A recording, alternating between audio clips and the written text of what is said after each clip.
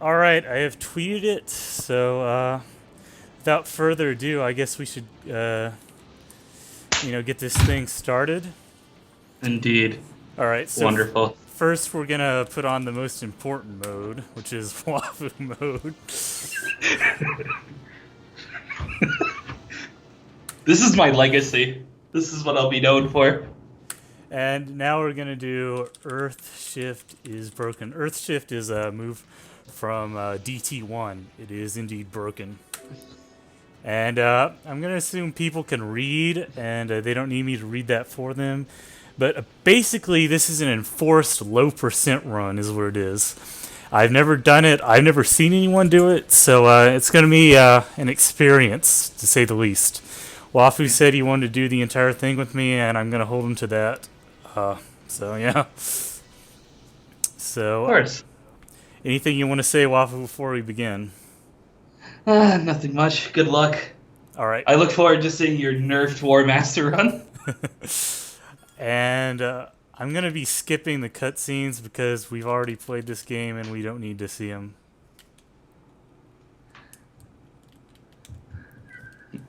And DT3 is unique in that you begin without the ability to, move.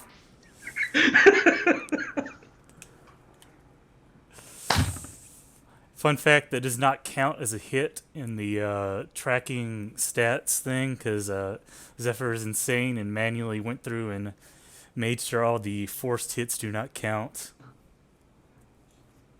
Why is that a stat? I mean, he tracks a lot of things. He tracks how many birds you've seen. Okay. That's the most important thing. Now we can fire. Ah, yes. Bubble Bobble for a brief moment. Oh, you can see the cheese on the left, too, for the yeah. As a demonstration. The cheese is what all the upgrades are replaced with on this mode. I think the theory right now is that only heart pieces are going to be around still. Yeah. I'm not actually sure if we'll even get, internets, which would be the, currency in this game. Fuck. This is actually kind of hard. Mostly because you don't ever do this again, so I have no idea what the controls are. This is a very DT3-esque way of introducing the game. Yeah, it really with is. With a gameplay mode that never shows up ever again. And after this, you still don't get the ability to jump. You have to do some platforming without, jumping for a while. And I should really turn off the bitrate thing when I get the chance, shouldn't I? Oh, yeah. Yeah, Let's probably. do that right now, in fact. Oh, and God, the controls are not how I'm used to them. That isn't going to be bad. I'll have to fix that once we get out of this section.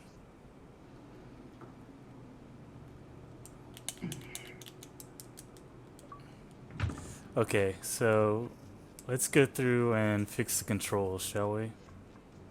You think all the game power is cheese? That would be bad if it were, so I hope it isn't. That would be pretty awful. I'm not really sure.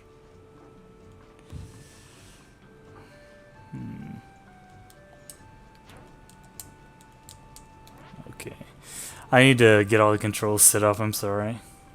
That's fine.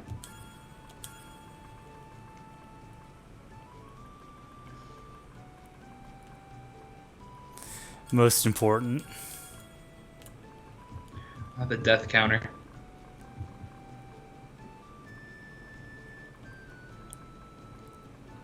What'd you end the main game with? About 2,800? Somewhere around there, yeah.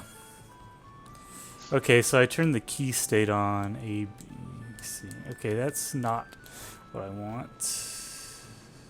Gamepad setup. A, B, C, jump. Left. Okay, there we go. Right. And here is the beginning of DT3, where you cannot jump and you have to rely on platforms to get around. A platformer without the jump button. Yes. And you know what? I'm going to do something I've never done before. You know what I'm going to do?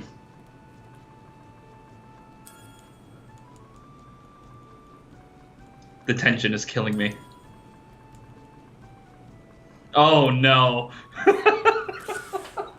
I'm gonna do what Zephyr always wanted us to do and play with the birds activated. Oh shit. This is how DT3 is meant to be played. Hope you have Unreal Guy on too, by the way. I did. I put him on. Let's see. I gotta make sure the there we go. I'm gonna skip the game over screens because they take up time, and this is actually not recommended for a first-time player because there are hints on the game over screen for bosses, but we don't need those. We're super players. Seasoned veterans. Yes. One would even say. I'm gonna be doing like some sort of speed strats for some of the bosses that I know, just because I don't know how to fight them otherwise at this point. But yeah. You can do the Bowser speed strat. I don't actually know the Bowser speed strat. I know the Kamek speed strat, which is the main one I think it's gonna matter for. Do you really need to do the speed strat on Kamek? You did it in one try in the normal way. You're gonna die more doing it the speedy way. We got our first piece of Nightmare Cheese. Does absolutely nothing. Nightmare Cheese. Great name. Yeah, let's save our game. Okay, yeah, saved over my 70 hours of progress, but don't worry, I have that backed up. It is totally okay. One kind of weird thing about this game is that there's only one. Oh, you actually can't bounce on them at this point. It's messing with my head up. The one kind of weird thing. Shit. One kind of weird thing about this game is it only has one save active at any given time, so you don't have save slots or anything. Okay, so you got any commentary for that right now, Wafu? Because I don't. Nothing right now. I mean, nothing that really like entails or that would come from Nightmare Mode is really here yet. It mostly comes later. Yeah, except that you're collecting cheese. Yeah, like in the normal game, that cheese would be actual power-ups, not, cheese. Was that a treasure chest that would normally be there? I think so. You don't get internets at all. Where was the chest? Oh yeah, the down bottom left. Yeah, I think you're just not gonna get internets because one thing, you have all the equipment slots by default, and normally you have to buy them. So I'm guessing we're not gonna get anything. Oh look, I can't even pick those up. Normally you get currency by picking up those coins, but oh shit! This means no energy gem. Yeah. So we're doing this with basically absolutely no power-ups of any sort for the entire game. Shut up, Cole. How are you going to beat War Master? It's gonna be amazing to watch. I'm gonna beat him with determination. Lots and lots of determination. Okay, I guess I was supposed to go up there. You can play this game for 70 hours and not have any idea how to do some parts of it just because it's so long that you forget what you were doing. Yeah, I haven't seen this part of the game in ages, since I watched Kethit do it. Yay, I can jump now. And now I gotta go to Central City, which is a couple maps over. Okay. Apparently, I think Brian said something about some bosses having nightmare-only moves, too. Oh. So I'm not sure if I'm remembering that right, but... That's fantastic. That's true. Let's see if I can actually jump on the Goomba now. No, I can't. Yeah, you can only jump on the Mario enemies once you actually finish the Mario game. And we're not going to go here for now, but like it says, we're going to see this 8 times. And the last time is going to be very, very special. I hope Claire's mom has nightmare abilities. That'll be fantastic. Oh my God. Can you imagine if you actually altered that on Nightmare Mode? Oh my God. Claire's mom X. Wonderful. Oh, and that'd be another thing to mention. This is not a blind playthrough of the game, so we're going to spoil stuff without intending to. So if you're afraid of spoilers, don't watch this. Go play the game. It's freeware. It's amazing. It's the best game ever made, etc. That sounds like hyperbole, but it's not even. So you actually is the best game ever made. You might notice my awesome stat over here. This actually does nothing at all. It just keeps track of basically everything you can do in the game, and it's kind of a little, I guess it's basically like, you know, points in Super Mario World or something. It's totally pointless, but kind of cool to keep track of. I think you even get it for deaths. You just Yeah. gain awesome for dying. Okay, we're going into this at 10 minutes. Let's see if we can jump on. Okay, we can jump on the Goombas. I didn't know because we skipped the cutscene. Okay, so you remember the 1-up in 1-1 of Mario Brothers? It's right here. And you get an achievement for getting it, Infinity +1, because you have infinite lives in this game. Let's see. I cannot switch between Jerry and Claire yet, can I? No, I don't think so. You want to explain a little about how they differ, Wafu? Oh, okay. So initially, Claire and Jerry don't have much differences, except Claire moves faster and Jerry has a smaller hitbox. This changes dramatically later, but for now, you pretty much only use Jerry for precise platforming and Claire to move around. And that's something that does stick for most of the game. So, did you see what I just got out of that chest? Oh no. So yeah, we're doing this with no currency, nothing. And I'm gonna kill myself here so I can get another, what do you make? Another achievement. Gotta go back to the start of this stage. Sorry, bear with me. I really, really want these achievements. They're the only thing I live for. Okay. You got the pure skill achievement. It's the only one that matters. I got the 100% items achievement too, which is, you know, requires doing tower defense, which is the hardest thing in the game, bar none. And I'm going to do this a couple more times so I don't get it. I'm just going to move on. You get an achievement for bouncing on enough enemies in a row on this screen, basically. It's easier to do with double jump. Spoilers, there's double jump, but you can do it without it. Oh, shit. Okay. You don't get double jump for much, much later. On a first playthrough, we're talking like 30, 40 hours later. Basically, if I had actually managed to jump on all the enemies there, this doesn't work on Nightmare. Oh my god. Normally that acts like an actually, you know, Mario star, but no. Oh my god, you don't get the invincibility star. This is the worst game mode ever. We're learning so much new. Because as far as I know, there is no recorded Nightmare clear. There might be, I just haven't seen it, but we have no idea what's going on right now. I've seen some initial footage all the way up to Kleta, I think, of Nightmare Achilles, but I think he gave up soon after that. So, understandably so. Yeah. So. And look, you can't even pick up these.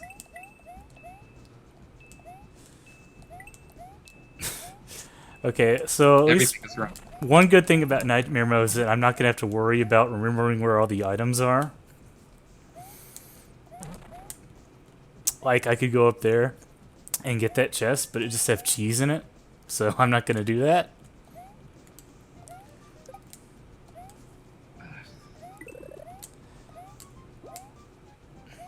You're not going to have any skill points either, because enemies don't give you AP. Yeah, so basically the stats I start with are the stats I'm going to end with, except for life, hopefully. Oh. Not like this. I think that was an arrow quiver in the regular mode. No, that was a heart piece in the regular mode. Oh my god, are you serious? Oh my god! So, I sure hope we're going to get the heart pieces for beating the gates. Or else this is going to turn into Achilles real quick. I really thought the heart upgrades were going to be part of it. I mean, it says most upgrades are replaced with cheese. So I figured the heart upgrades would, still be. Oh, this is the first enemy encounter of the game. The encounters in this game are actually really cool. They're all really unique gameplay experiences, and they're not just, like in Devil May Cry where you have a bunch of monsters you have to kill over and over again. It's one of the small things I really like about this game, how they kind of put effort in to make every single forced encounter unique. And once you do it once, it despawns, even if you don't beat the rest of the screen rather. So it's pretty player friendly. Yeah, I do like how they go away after, because it just means they're segmented combat challenges by themselves and not part of the overall stage. Oh, I got unique dialogue for Nightmare Mode here, but I skipped it, so too bad. How could you? So Mario Gate is pretty easy, huh? Yeah, pretty much. I mean, it's just platforming in a Mario game, and it's not till the Nightmare Gate where you start getting Kaizo. This is pretty much, the tutorial gate of the game to get used to the controls, hitboxes. Getting used to the hitboxes is actually probably one of the main reasons he did this gate like this, because the hitboxes are very important to, keep track of in this game. It is described as intense action platforming by Zephyr, the creator, and that is not a lie. Not by any means. Okay, here's our first boss, Bowser. He is Super Mario Bros. 3 Bowser, so you've fought him before, I assume. Very exciting. Very exciting. So, the trick with Bowser, you have to make him crash 4 times in the same spot over and over, and then he just falls to the floor and dies. But this gets a little harder about once you crack 3 bricks. Wow, that was a nice dodge. Nice dodge against, Bowser, the first boss of the game. Bowser. But also, you don't seem to be that delayed, Wafu, which is good. Yeah. And now you got to get Bowser to activate the Switch Palaces because, Wow, I got hit. That's bad. The Achilles over. There we go.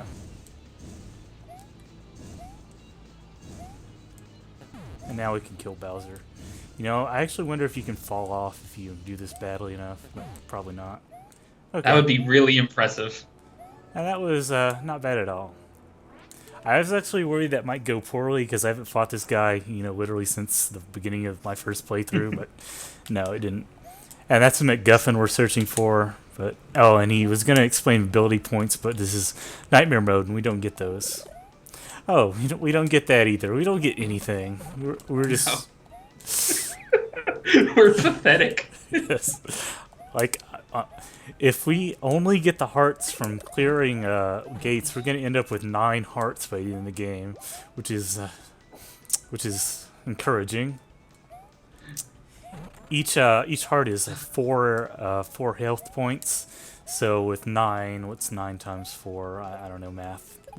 What is 9 times 4, Wafu? 36. Yes, we're going to end up with 36 HP at the end of the game at this rate. So normally you end up with 80. And there's another item up there which you get by jumping off that Goomba as it falls down. It's actually kind of precise, but we don't have to do that. Yay. And yeah, getting that heart piece is actually pretty hard if you do it at this point in the game. Yeah, you can I always just came back and did a double dump. Double dump? Double jump, yes. And here's a toad that gives you a useless achievement, which is, how all achievements do what all achievements amount to in the end, really. This game actually has a ton of achievements. I kind of wasted time getting some. They're kind of fun to get. I might get the ones that are fun to get on this playthrough, assuming I don't, kill myself from, Nightmare. Oh, yeah. You get an achievement for jumping on an enraged Hammer Brother. Oh, right. So, Hammer Brothers. They have a fun thing in this game, which is that if you kill a Hammer Brother near another one, the other one will go insane and lob a ton of hammers in your direction. Just a giant stream of hammers. So here, and this causes some problems. So here is a secret, and I shouldn't have gone down here because I can't get it anyway. But there's a secret for you if you're, somehow watching this without having played the game, which you shouldn't be, probably. Please don't. In fact, not even Kevin should watch this because we're probably gonna spoil what the optional bosses are at some point. Yeah, I'm gonna try not to say it, but I'm gonna end up saying it. Yeah. So I think I might actually be taking more damage also, which is not good. I know I'm taking more damage because normally you get skill upgrades, which decreases the amount of damage you take right here, but we don't get that. We're taking max damage the entire game. So, and here's another kind of tricky secret: you have to jump on this as it's falling down, but we don't have to do that. Thank you, Zephyr, for making this great speedrun mode. Yeah.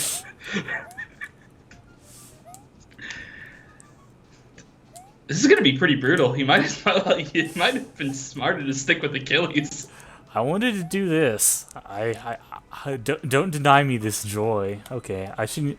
This is like the first actually hard screen in the game, and I died. So this is off to a good start. Did you actually die on the Muncher stage?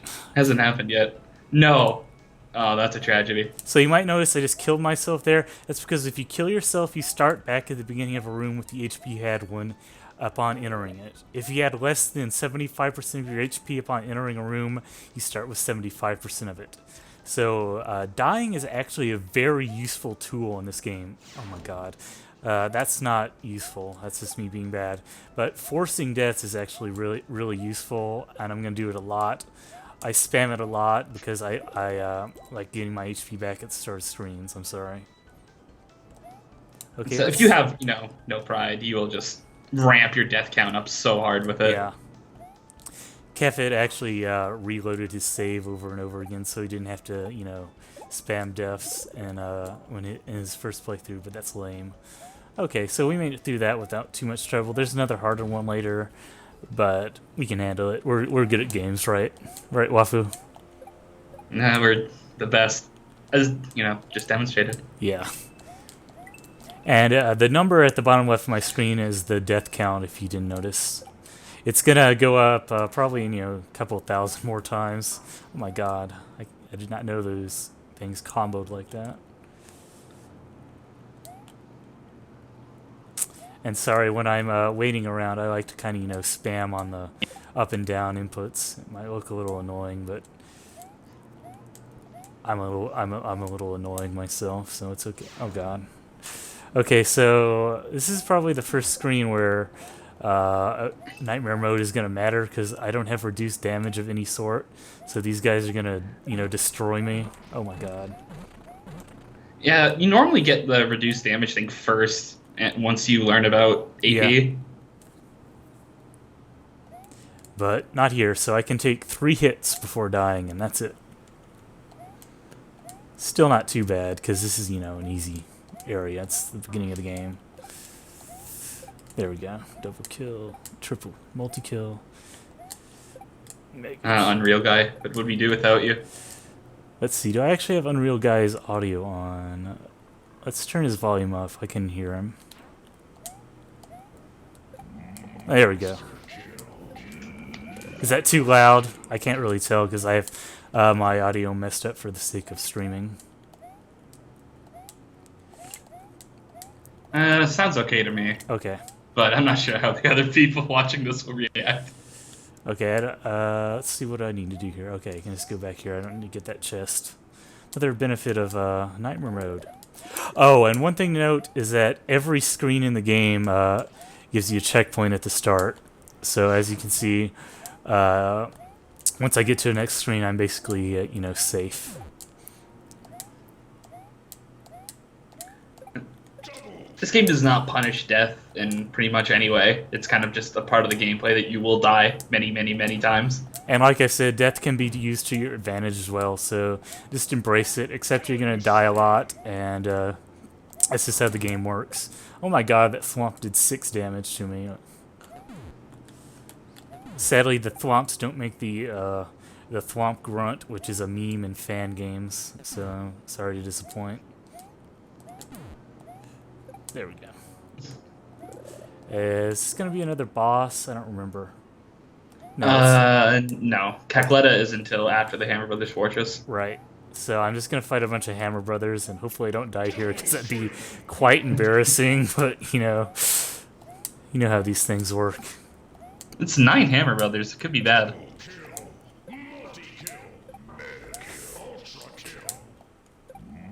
Okay, I didn't die. Screw you, Wafu, Disappointing. for not believing in me. Disappointing. You kind of Raukowed a bit through, through Yes. some of them at the bottom. But I did. Raukowing is our term for tanking damage instead of doing things the proper way, because that's how Raukow does it in his LP of this game, which I'll recommend watching because it's pretty fun. It's also like 160 videos long, but you can handle that, right? oh, this game's so fucking long.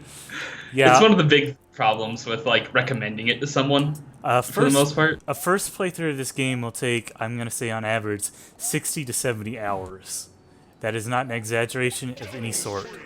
So this is pretty much one of the most expansive games ever made. As you can see, it's a 2D platformer, so there's not really any room for long cutscenes or time wasting or anything. You pretty much play the entire game for all 60, 70 hours. It's great. Oh, and then there's one thing I should show off. I completely forgot. You can scan all enemies in the game, and it gives you 3 pages of commentary. Now, Wafu and I have already read all of these. We don't need to read it, but it's a really cool and charming part of the game because you get developer commentary, as well as commentary from 2 of the in-game characters, and I really like it. It's neat. yeah, it's a neat thing. It also gives you like hints for the bosses typically, and tell you their weaknesses. So even if you aren't like looking for the commentary, you should really scan everything. Yeah. The character that scans is the one with the sprite of Navi called, her name is Chow, and you control her with the mouse, which is going to be relevant much later in the game. I can't believe he added that. I can't believe you added it either. I actually joked about it during one of Kefit's streams, and then come the update, there it was. I was pleased.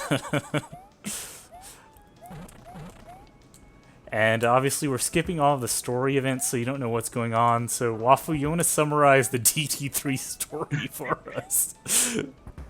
No, I don't. Okay. Where do I even start? Honestly, Okay. So, I mean, yeah. Go ahead. You take it. okay, so basically, Sword Art Online, where people get sucked into an MMO. This is kind of like that, except instead of an MMO, it's just a program that uses old video games as assets. And the world got sucked into it, and we're playing as, hardcore pro gamers. And here's a shop. I can't buy anything in it ever. So we're gonna leave here and be sad. But yeah, we're basically playing as some pro gamers that got sucked into a virtual gaming world, and there's some bad stuff going down, and we need to get the MacGuffins to fix it. And we're gonna do that by going through worlds themed after old video games. We got Mario Gate, and what's coming up next, Wafu? Zelda. Yes. And then after that, it's Castlevania, and then Mega Man. And then there's Metroid, and then finally a very wonderful gate with a very wonderful boss that we're not going to spoil. The meme gate. Yes. He's wonderful. Okay, and so this bullet bill is not firing. I hope that's going to not fire. Okay, there we go. So this screen is actually pretty intimidating your first time through it. I'm just kind of, blindly jumping my way through. I hope I don't die, and I did die. Great. Yeah, I know this stage or screen specifically causes some people a lot of grief their first time through it. Okay, so we're gonna get both these hearts because apparently I'm bad. I need them. Okay, so Jeremy is kind of our navigator guy. You'll see comments from him throughout the game. He told me to take it slow. I'm not going to take it slow because taking it slow is for dweebs, and Jeremy doesn't know anything. Yeah. Don't listen to Jeremy. And we will get to see Jeremy in all his glory a little bit later. You know, just a little bit later in the game. So look forward to that. Oh my god. Spoilers, Jeremy is ripped. Yes, he is. Oh my god, I'm so bad. This is not going Noogie well. versus the bullet bill room. I don't remember how to do it. I'm not used to platforming without the dash. That's going to be my excuse. Oh, I actually managed to switch characters. That's not how my controls should be set up. One sec. Okay, that's weird. Okay, let's go back and change my controls again because they weren't how I remember them being. Okay, here we go. This should be good. Okay, thank you. So I'm gonna play as Claire for a bit here. Claire, as you may recognize, is using the sprite of Eve from Black Cat, and that's kind of a meme. Everything in this game is a meme, but you actually don't want to use Claire for this because let me explain the hitboxes in DT3 Rut. The hitboxes are exactly the player's sprite, and since Claire is a little bit wider than Jerry, no body shaming by the way, she's a little bit wider than Jerry, so she's not ideal for platforming. One thing you might also notice is that she moves faster on the x-axis on the ground than Jerry does. It's not terribly noticeable, but it's enough to make a difference. Oh, and one thing I haven't showed off yet is the ability to slide. Slide. There we go. You have anything to add to my explanation, Wafu? No, that's pretty accurate. Except that Jerry's feet, like the bottom half of his feet, aren't actually included in his hitbox himself. And I think Claire's hair isn't included in hers either. So you kind of get used to the hitbox after a while. Like I said, one of the good things about this gate being first is that it's all platforming, so you get really used to the character's hitboxes really quick.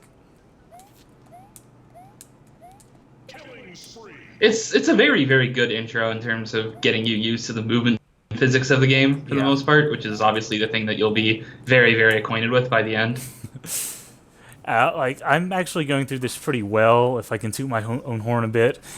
I think most people who start the game are not going to be able to get through this screen that easily at first, because, you know, you're not used to controls, you're not used to how the characters move. It's all a learning experience, really. There's a very, very, like, smooth difficulty curve up until the very, very ending, and then you're going to get punched in the face. The final boss of this game is much, much harder than anything else, which is just the way I like it, and it's gonna give us some angst on this mode in particular, because the game has hold on, I'll check after I get past this section.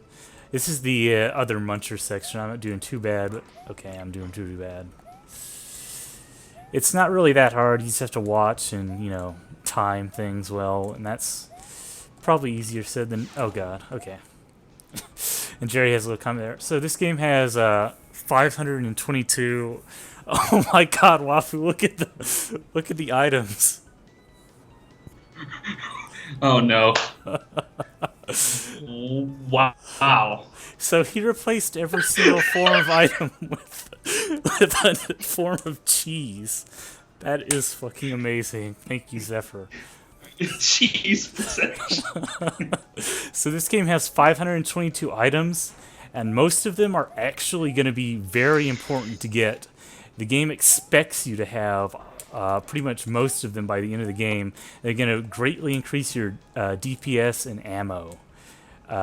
And the final boss is going to be quite the thing without all that DPS and ammo. Let's just say that. You're gonna need so much determination. Yeah. And determination is kind of a meme because in boss fights on the game over screen you get tips. The tips for the final boss is simply determination. I mean, and that's really the only way to describe it. That's really all that can help you at that point. So.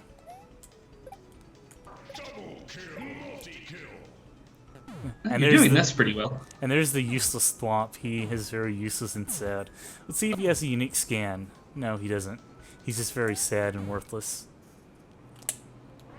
And I'm saving on every screen because saving in this game is not automatic. It saves when you transition from screens, but it does not save your progress as a whole. And we've all run into some bad problems where we forgot to save.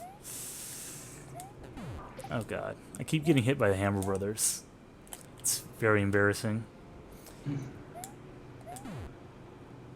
I think like Kefit lost quite a bit of progress in the RPG gate because of the start menu being different after due to not saving. Yeah, I did that too, actually. It's very easy to accidentally exit to the title screen from the world map there. And that's exactly what I did.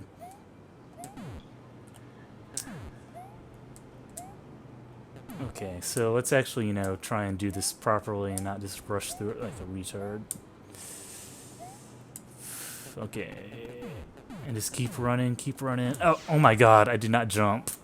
That's the worst way to die.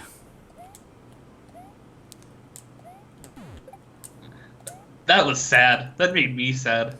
Yeah, it made me sadder, I assure you. Okay, so this screen is actually really easy. I don't know why I died the first time. Oh my god. Okay, that was close. And like I said, you can play as Claire in this section, but not in this screen, because Jerry just decided to take it on his own, because he's manly like that. One thing to note is that Claire is actually Jerry's ex-girlfriend, and there's kind of some funny stuff throughout the game about that. He kind of wants to get back together with her, but he's not. He also kind of bitches at her all the time. It's actually a kind of funny and unique relationship to see in a video game. I'm not gonna lie. The writing in Distorted Travesty as a whole has some problems, but it has a lot of heart too. Putting it lightly, I'd say. I mean, Zephyr, I appreciate Zephyr's attempts. Obviously, yeah. He only really tried to give more of a story focus in this game because people asked for it in DT1. Yeah. So he tried his best. Oh god, should not have waited around there. Why'd you take so long to step on the Lakita? I forgot you could jump on him because I'm used to playing the game with, being able to attack and all that good stuff. Okay, let's see. Okay. The 6 damage Thwomp is brutal. It really is. This should be doing 4 damage, I think, at this point, because you'd have the You'd have the skill and the shield, I think. Yeah. Okay, are you happy now, Wafu? I killed the Lakitu. Or Lakitu, or whatever you're supposed to say. So, another bad thing is those spike mace balls are actually doing 6 damage too, which kills me in 2 hits.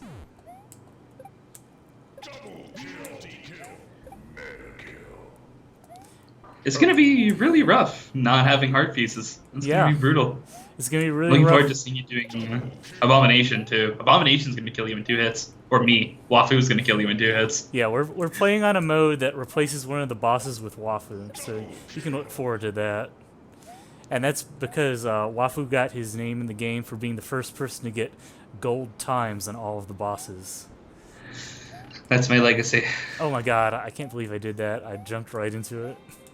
That was so bad. I should just kill myself. I don't know if I want to see this. Oh, I saw it, and I wish I didn't. I wish I didn't do it, but here we are. Okay. There we go. Not getting any hearts, but that's okay because I can still take 2 hits from the traps and shit. Okay, so you can just run through here and it's not too bad. So there is actually, for anyone who doesn't know, there is actually another difficulty mode in this game called Achilles. And Achilles turns this into one-hit kill for everything. And it's not fun. Well, it is fun depending on who you ask. So You can there's, also combine Nightmare and Achilles. and you don't want to do that because it probably makes the game impossible. And you can see there's an item on this screen that's kind of tricky to get, but we don't have to get it, so hooray. Don't get to see the unique dialogue. If you die enough trying to get on this screen, Yeah. then Jerry will swear at you for getting him killed for the heartbeats up there. Let's play as Claire for a bit, why don't we?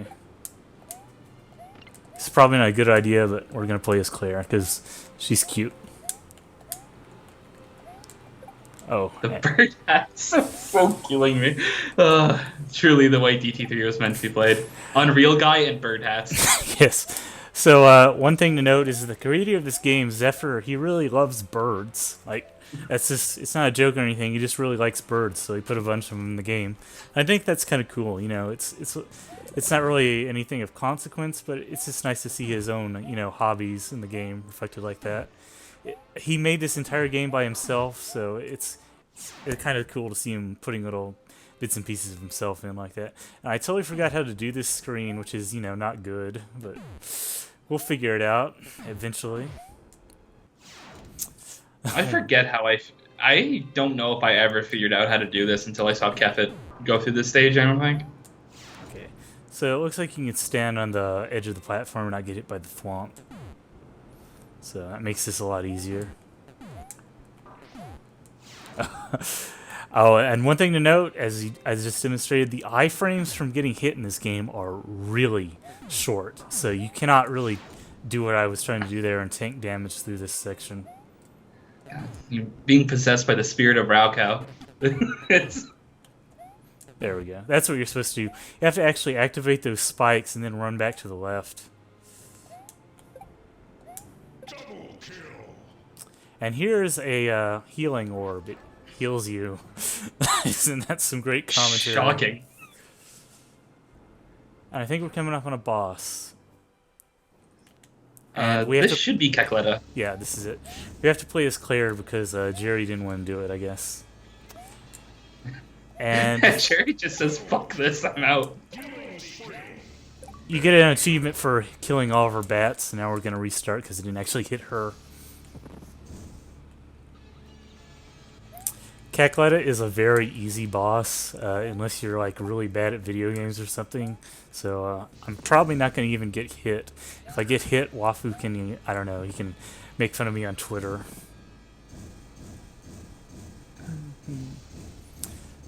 Very minor streaming here, but nothing to worry about. So, Kleta, since you don't have any offensive abilities at this point in the game, so it's mostly just an avoidance boss. Yeah. And by mainly, I mean it entirely is. Yeah, it's nothing too hard. It's more getting used to the controls, like I said, than anything. That's what this whole gate is about. That was close. Can't wait for the Nightmare Gate. I'm actually pretty good at Kamek, so that shouldn't be too much of a issue, but we'll see. Oh no, it's not Kamek. I'm learning about Kaizo. Oh, the Kaizo, yeah, that should be fun. Oh shit, I got hit. Waffy, you can make fun of me on Twitter. You asked for this. I'm not checking Twitter or anything at all. I have the game full screen, so he can say whatever he wants. Oh my god, please don't. Oh, I actually died on Kleta. That is embarrassing. Please don't die on Kleta. Okay, so I was expecting this to go better, but here we are. You can hear Wafu typing his horrible, horrible tweets now.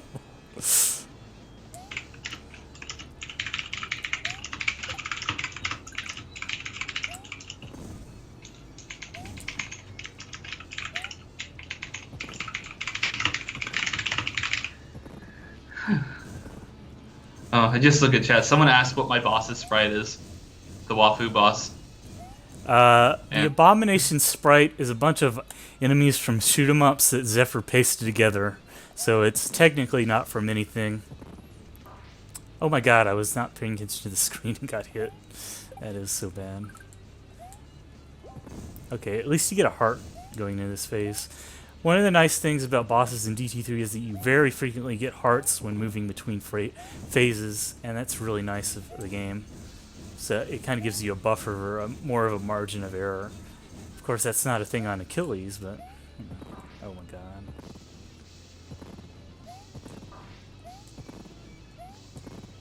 Gonna need to make lots and lots of use of them for this mode. Yeah.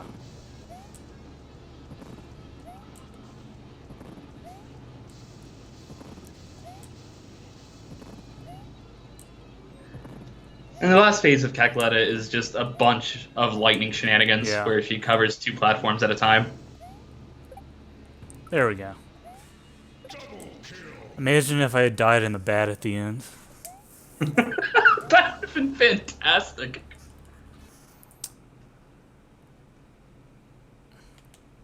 Okay, so we do get hearts. Yay, I have 4 HP now. Well, actually, I have 16 HP, but you know what I mean. And now it's time for the Nightmare Gate. Actually, you know what? Since this is Nightmare, I'm actually going to wait until I have a recommended amount of hearts. How about that? I mean, it makes sense. Either way. I mean, you're not going to be able to do it till you beat the Zelda gate, so... Yeah. Because I would do it now, but I do not have any sort of reduced damage, which is going to make the Kaizo part unnecessarily frustrating, so let's not do that. Oh, and these birds will actually attack enemies for you because they're very nice and friendly birds. Like I said, Zephyr really likes birds, and there's a lot of them in this game. I think that's cool. And I never figured out the logic out of making the big birds attack in the direction you want. Yeah, I don't know. It's kind of more of a fun thing, I guess, than anything you're supposed to seriously... I think... Okay, and we have to go back here and kill these Hammer Brothers now, which will unlock the way to the next screen. With our... one thing about gate abilities, the gate ability we got in that ability was the ability to jump on enemies and kill them. And you cannot take abilities out of gates until you finish the gate. So we had to, you know, beat Cat Gutta basically so we could jump on top of Hammer Brothers. It's not impressive when you put it that way, huh? This does have one special application later, as far as jumping on enemies goes. Yeah. Oh, here's some more enemies. And this is the only part of the game where you actually have to use the birds. They will be your friends and help you because they are. Oh yeah, the kill room.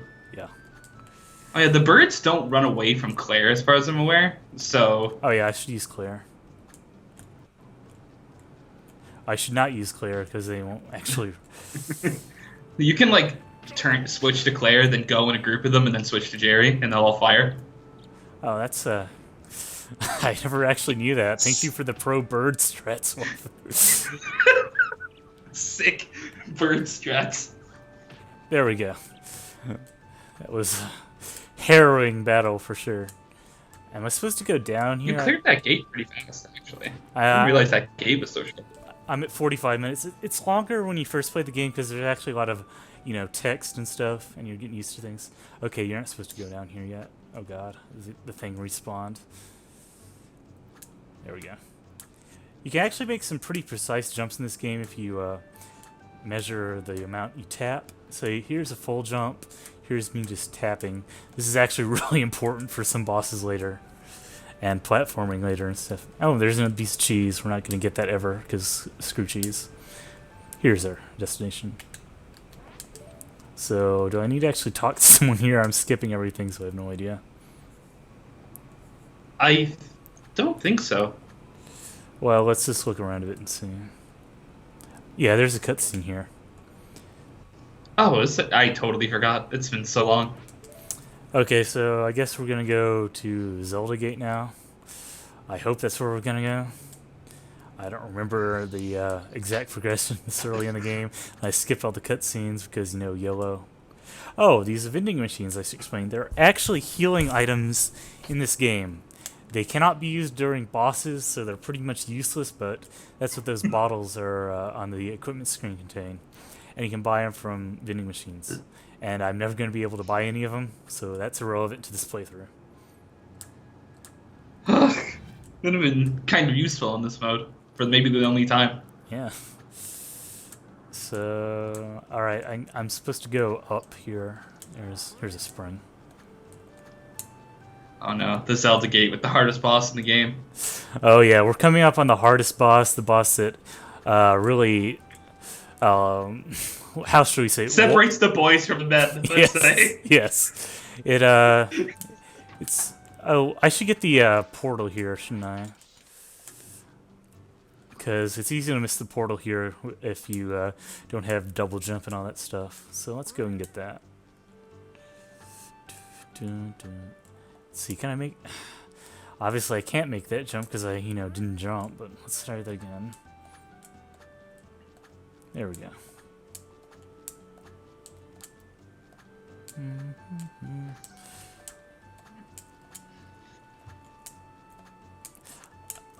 So, Wafu, what's your opinion on the music in this game?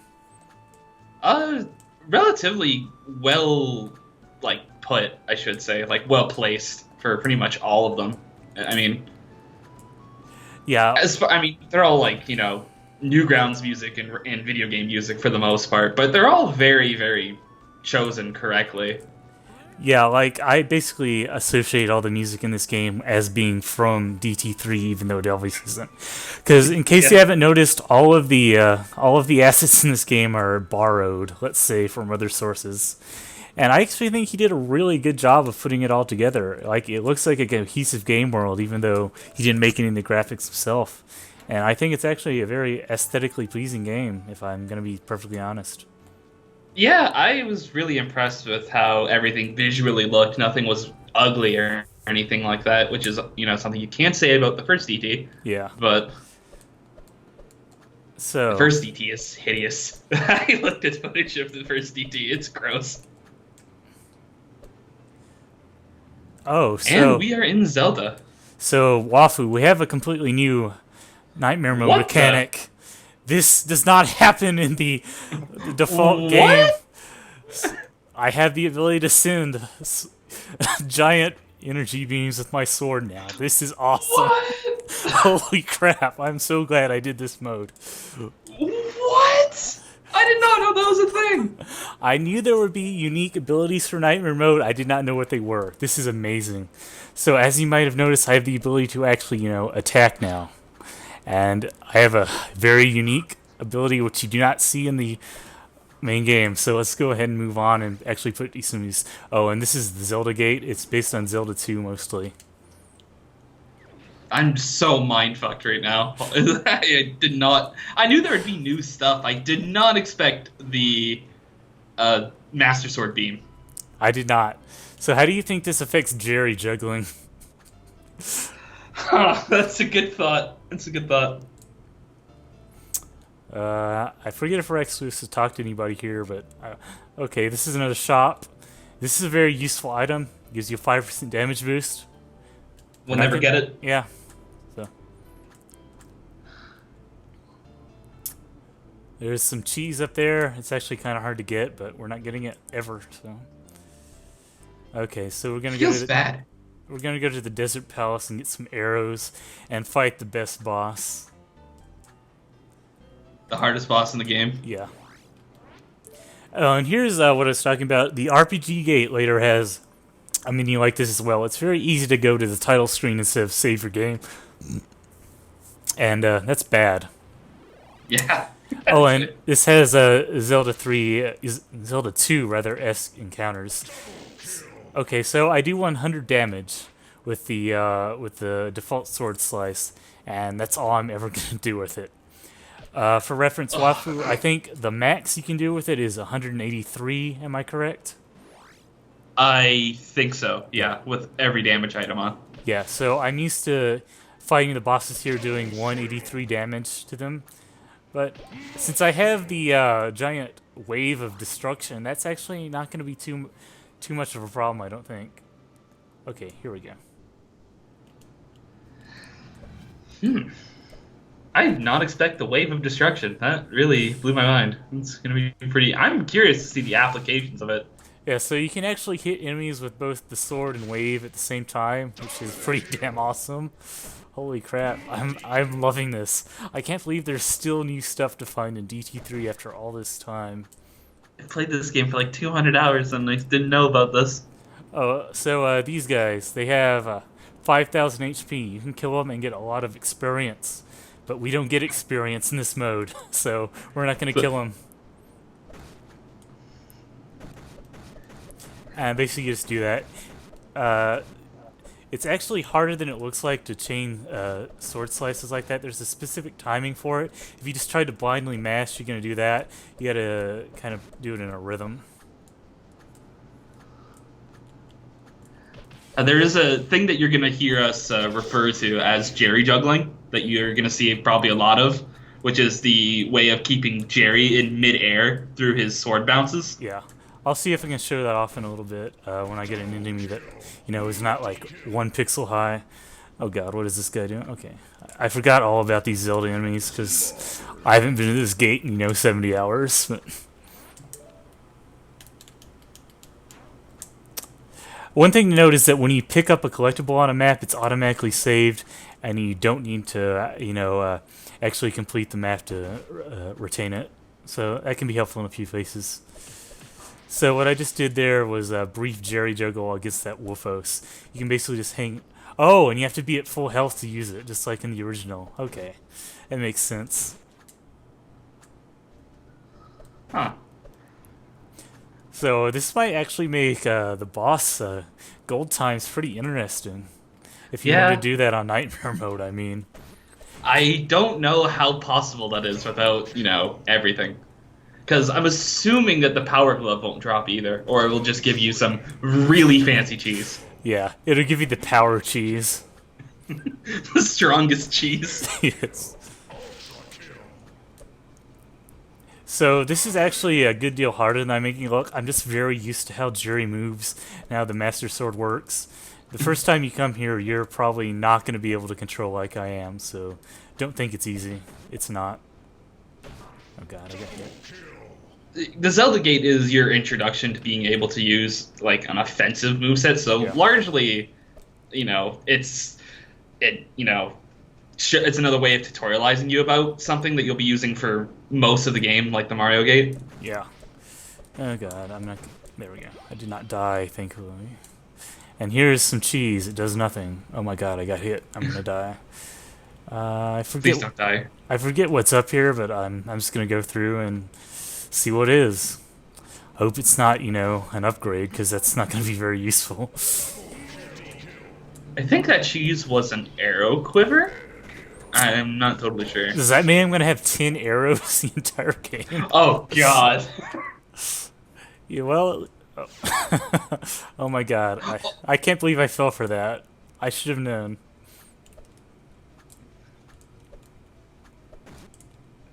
That was pretty good. The best one is the what the dicks later. Oh yeah. Which is the best unique commentary. So there's some Potobos. You do that one on purpose. If you did not know, the proper name for those enemies from Mario that jump out of the lava, they're not just fireballs, they're called Potobos. They have their own name, and they're considered, a unique Mario entity within that world. That's something I learned from watching Raocow, so let it never be said that LPs don't teach you anything about the real world. I think Keth had taught me that name, because I had no idea. I think he got it from Raocow. Yeah, we all did, because, who would think to look up the name of the fireball in Mario? Like, really? Oh, so you actually don't even need to jump. You can just kind of stagger your walking there. That's good to know for, the people who want to do DT3 speedruns. It's been a serious topic we've been having for the past week or so about DT3 speedrunning and what it would entail. Basically it'd be hard. Very, very hard. Because I think, basically the fastest you're going to be able to get this game down to is, in my opinion, maybe 8 to 10 hours. It is extremely expansive, extremely long, and you do so much different stuff. Oh, I'm going to need the bow to get past here. Okay. And then there's the final boss, who is ridiculously hard, and we're gonna get a taste of what it's like to speedrun him on this mode actually, because we're not gonna get any upgrades. Yeah, we're gonna see what it's like. Yeah. You're gonna be in phase 3 for an eternity. Yeah, that's not gonna be too much fun, but we'll see what we can do. It's a good thing that War Master is actually like a really fun boss to fight, and not just hard. So that'll help maintain my determination, as it were. Someone asked, is it worth playing DT1 and DT2 before this one? I would not recommend it. You can skip straight to this game. DT1 is basically a worse version of this game. Even Zephyr has a lot of problems with it now. It's badly balanced. There's a lot of bullshit bosses. The mechanics are not explored as well. I would recommend skipping it. DT2 is a very short game. It's focused around kind of speedrunning individual levels. It's kind of weird for casual play. If you're just going to casually play it, I don't recommend it. If you're into speedrunning and optimizing, it's fun. Otherwise, you can just jump into DT3. It has everything DT1 and DT2 did, but much better. Yeah, for the most part, DT1 is very, Zephyr getting his feet wet in terms of game development for the most part. Yeah. And most of the stuff is only fully realized in this game. You're going to see what DT1 is actually like when we get to the Vault Nightmare Gate, though. Yeah, the Vault Gate is pretty cool because it takes some concepts from DT1 that were fairly obnoxious, I'm going to say, in that game, and makes them into something really fun and unique. That I think that's having played DT1. That's probably one of the more impressive parts of this game for me, because it really showed Zephyr's growth as a game developer. Okay, and you can hit these guys pretty fast with the sword swipes. You're not going to be able to do that your first time through this gate, so I'm just warning you now. You're going to want to take this much slower than I am. And here's the bow. Oh, we got our first checkpoint. You want to explain checkpoints, Wafu? Checkpoints. Oh, so if I recall, checkpoints in this game are exactly what they sound like, really. I mean, there's not much to explain, is there? Basically they act as screen transitions, but not a transition. It's so it's just a kind of unique thing. You're not going to see too many of them, but Zephyr seems to put them in places where it'd be a little unreasonable to not have a checkpoint, or where he wants to force you to do a room in a certain way. They're just kind of another tool in his set of his tool belt, I guess you could say. Oh, we get to see the Kefit sign that he added. Oh, do we? I don't know what it is yet. Yeah. Where is it? I don't know what he added, but it's in the vault when we get there. Oh, cool.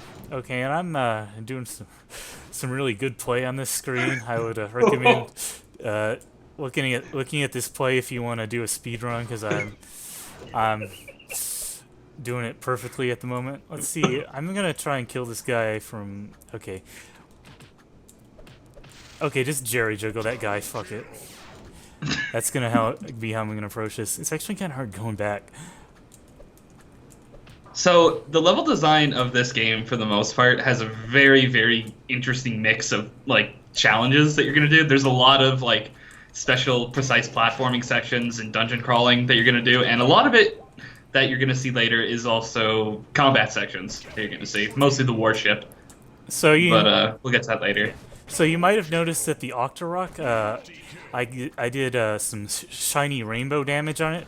Enemies have weaknesses in this game. Let's hold on a sec. You got to use the mouse, so it's a little hard. Look down at the bottom there, and you can see.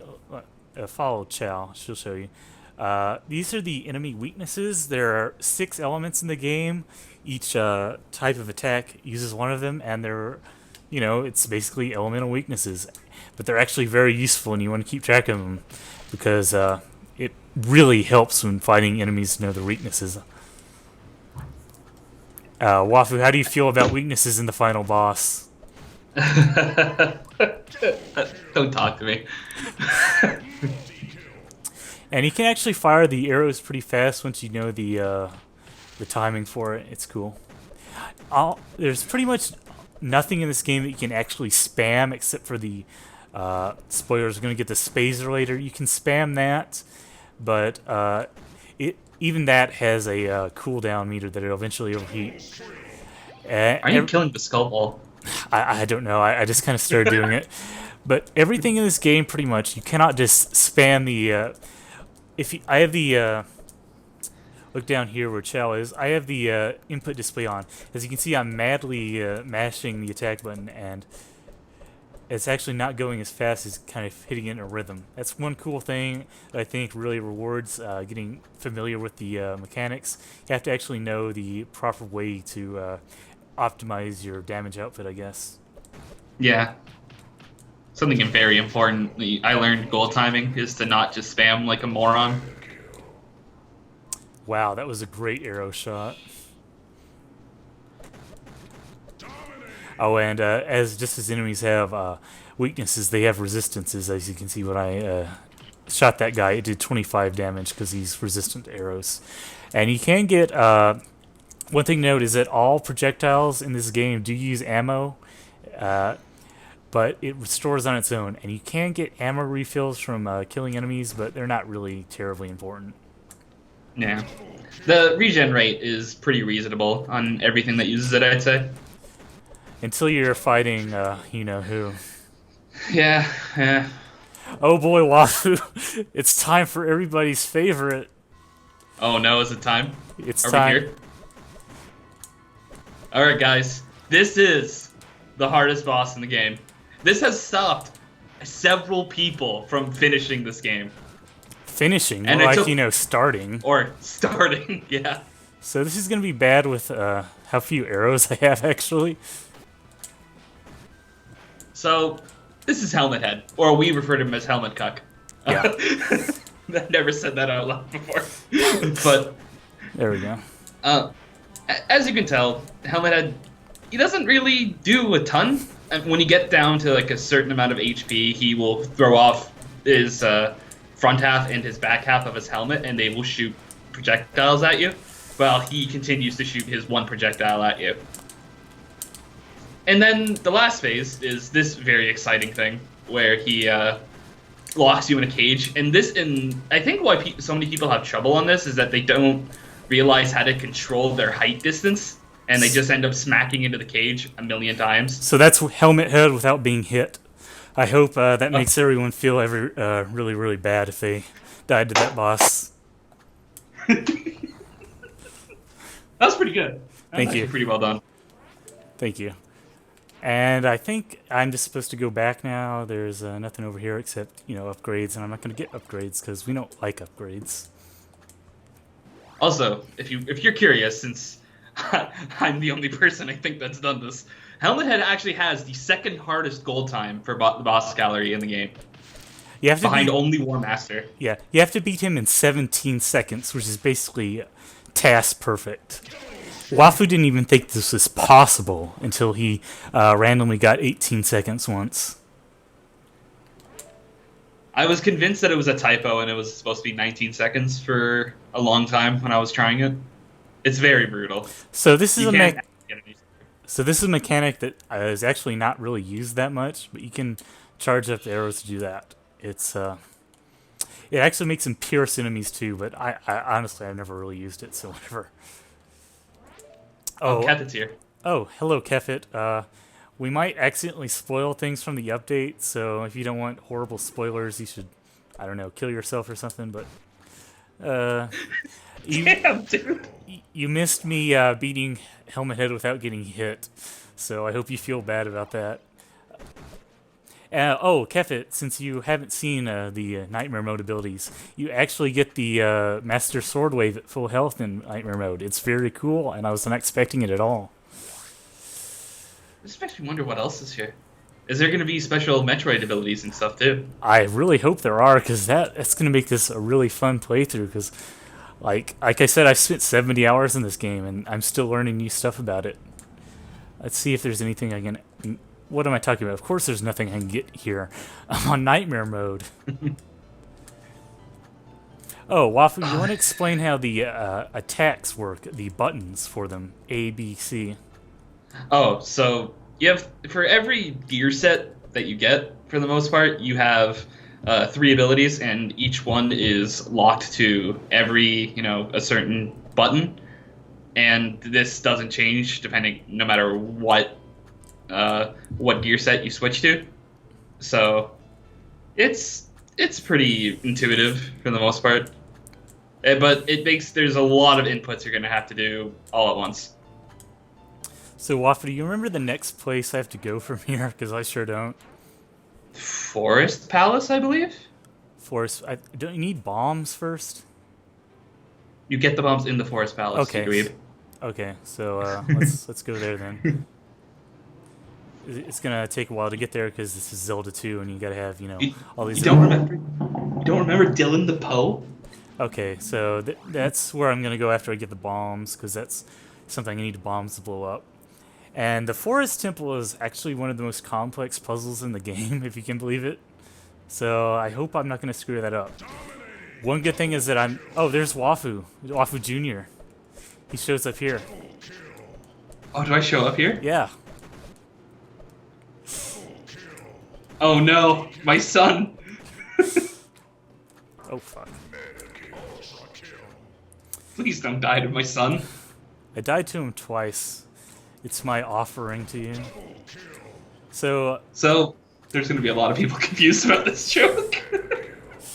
basically, Kefit referred to the sandworm as Wafu Jr. in his playthrough, and now I'm playing on the mode that actually does rename him to that because Zephyr made it. Because Zephyr watches all the playthroughs of this game and adds little Easter eggs pertaining to them. And I'm not going to lie, the Master Sword beam is actually adding a lot to the strategy of this right now. It's really cool that he added this on Nightmare mode. I really like this.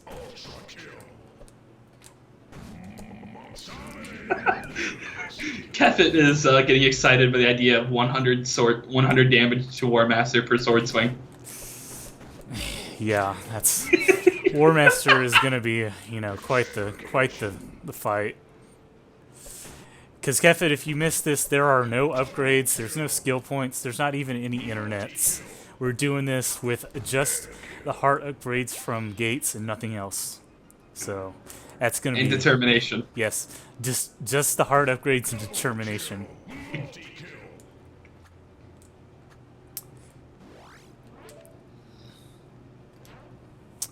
Alright, so we should be coming up on the Forest Palace.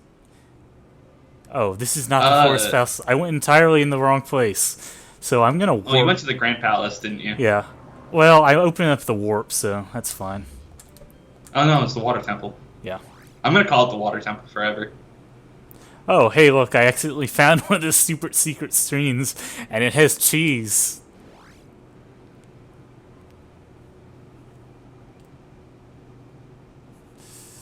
Okay, so where the hell do I actually go? I'm very confused right now. I don't think it's on this continent. Oh, that's right. You're totally right. I'm supposed to go back to the left. Thank you for... I was about to wander around for a very long time, and that would have been bad. As you can see... Look at that chat. Kefit is laughing at us. Kefit, I don't know what to say to you. You're just a bad person, Kefit. He is a bad person. Okay, so now we're going to go down to the south, which is where I actually need to go. And southwest, I think. I have the directional ability of a goldfish, so I can't really go. I don't know if you're right or not, but it sounds right. I believe this is the correct way. So the Master Sword beam is actually really cool because it allows me to kill some enemies in one hit that I would not otherwise be able to, even on normal mode at this point. Because it makes you do almost max damage if it hits. By max damage, I mean 180, 183, 184. Oh, and Claire's complaining that it's boring. And for some reason, I can't skip this scene, but that's okay because it's kind of funny. Wow, that's fair. Oh, that's the strat for War Master then. Don't get hit and just use the sword beam over and over again. Well, you have to wait for it to recharge. Look, here's the meter up there. Look at Chow. So it's gonna. It's so cool that got added for Nightmare mode. Yeah, I really like that.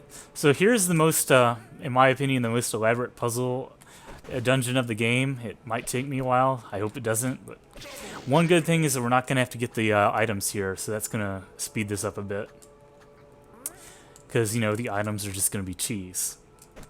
And you can still get the cheese if you want 100% cheese, but I don't want 100% cheese. Not a 100% cheese playthrough. No, it is not.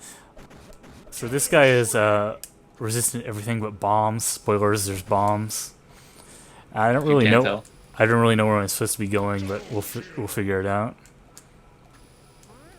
I know we have to. I think you go up and get the bombs first, and then go down to meet Dylan. Okay, so you cannot activate these with the sword beam. That's good to know. Oh, there's an item up there, and I'm not gonna get it because it's cheese. Okay, so I needed a key anyway, so.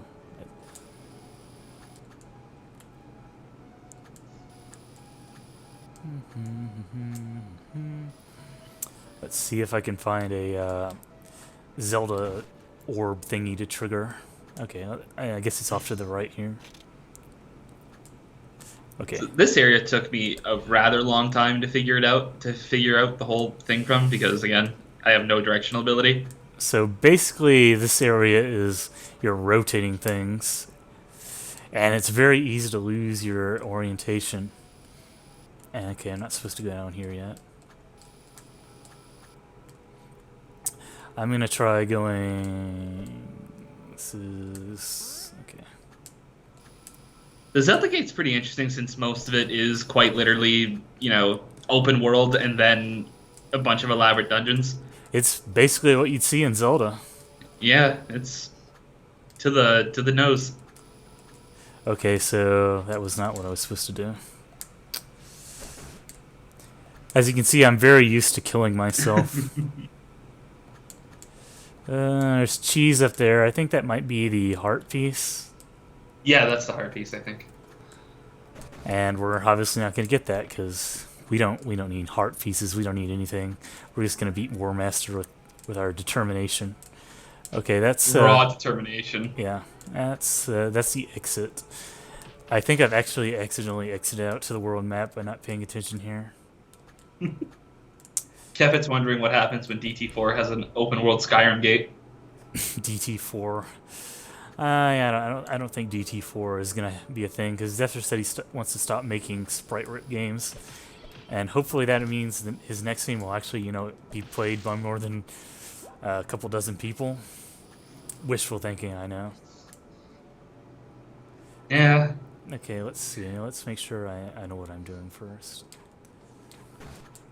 To say this game is unknown is really putting it lightly. Yeah. So I think I want to go over here and get this key. Hope I want to go over here. Okay. Yeah. Oh shit. Oh shit. I'm so bad. I'm getting hit by Octoroks. There we go. There we go. Oh shit. That would have been bad if I had died. But like I said, you retain items that you get after dying, so it doesn't really matter. Okay, so now maybe I can... Where am I supposed to go now? Despite this game having a bit of notoriety for being notoriety, in quotes, for being rather difficult, there's many things that actually make it a rather smooth playing experience, like item saving, regardless of dying and stuff like that.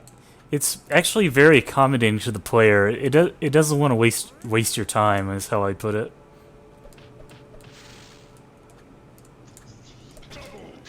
Okay, so I think what I want to do is... Okay, I think I know what I want to do here. More chat from Kefit saying that apparently people at AX asked or demanded that he explain DT3 to them. What did he say in response? I'm curious myself. I don't know how I'd explain DT3 to people. Just like 20 genres. Oh damn, I actually died. That's so bad. And I don't think you'd be able to do that, what I just did on that Doom Knocker your first time playing the game. I'm just able to do that because I'm very familiar with the timing of Jerry's sword swipes. Okay, here we go. Now I'm going to actually be able to go up here to the right and flip this room and see where that gets me.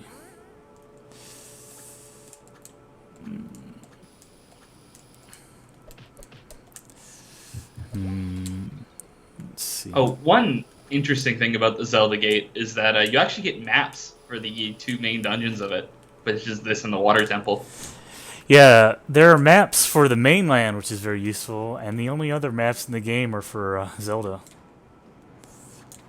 I think Zephyr was saying that he was going to add ones to Metroid, I believe. But he I did never not. thought it necessary for Metroid, but I actually liked not having a map in Metroid. It made me think about where I was going next.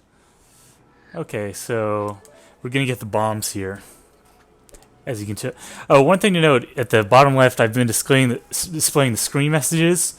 When you're playing this game windowed, the window title constantly changes based on what screen you're on. And some of these are actually really helpful hints. Some of these are just kind of commentary from Zephyr and the testers. They add a lot of personality to the game, so I've been displaying them at the bottom left. There's an option for that when you're playing full screen. And let's see. Hold on. I'm on map ID 689. To my knowledge, the final map ID is 924, so there are 924 distinct screens in this game. I did not know that a random number part in the records was a thing. Yeah, that's Zephyr, why? because why not? Okay, so Yes. the bombs are very interesting. Most people are probably not going to be able to do much with them their first time through the game, because you have to really know the timing for how they come out and how to make them explode. One thing you'll note is they are not lit by default. You have to actually press C again. Oh, I'm going to kill this guy with the bombs. That's right. Stalfos. I've seen quite a few people start this game and not realize that you can detonate the bombs early, or not detonate them, but light them early, and always makes me feel really bad for them. Yeah, that's a very important part of using bombs. You have to actually tap the C button again afterwards to light them.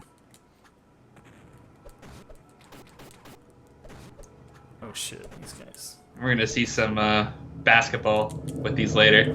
Yeah. Oh, it's gonna be great doing that with 10 arrows. Oh, it's gonna be great. It's gonna be real great, yeah.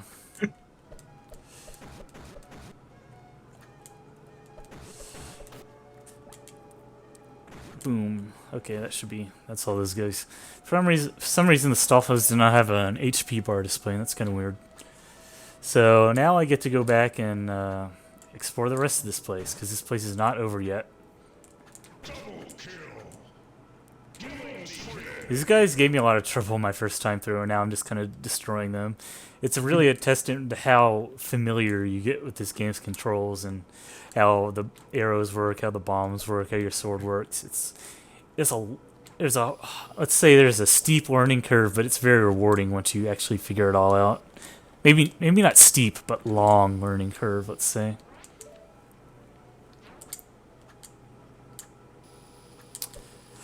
As I'm sure Wafu can attest after, fighting all the bosses for infinite years.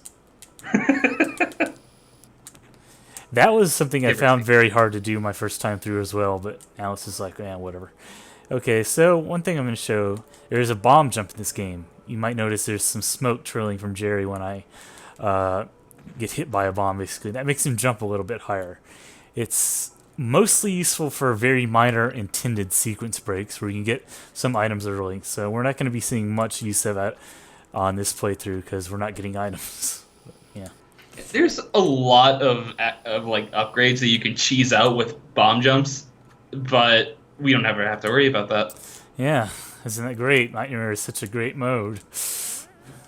Thank God. God bless for Nightmare. Yeah. So I'm actually not sure where I'm supposed to go now. I guess I'm going to go back up, which is down, because I have things rotated. Oh, I'm going to have to... Okay, fuck.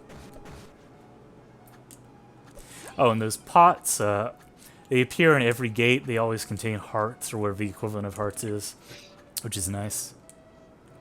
Yeah, the hearts change shape depending on whatever gate you're in, which is a nice little touch. I appreciate it.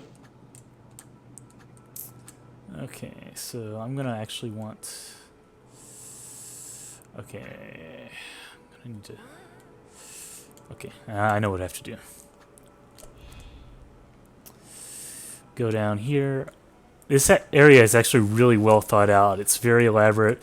You're not likely to figure out exactly how it all works the first time. This is the first place where it's really like, wow, Zephyr can do some cool stuff as a game designer.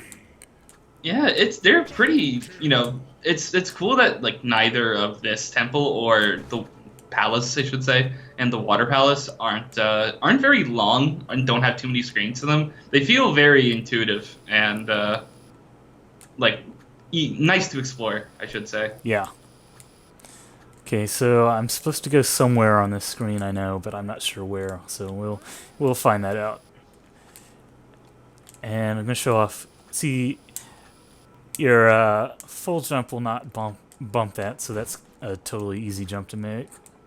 More pro tips for speed runs, right? Okay, I'm gonna flip this and then go down to the bottom right, I think. We'll inspire one person to try speedrunning this game. Okay. I'm not gonna be able to go to the bottom right, am I? Yeah, I am. Okay, that's good. Okay, and here's what I need the bombs for. Not that, but I need them to blow up these blocks. And here's Dylan the Poe. He makes us play a game.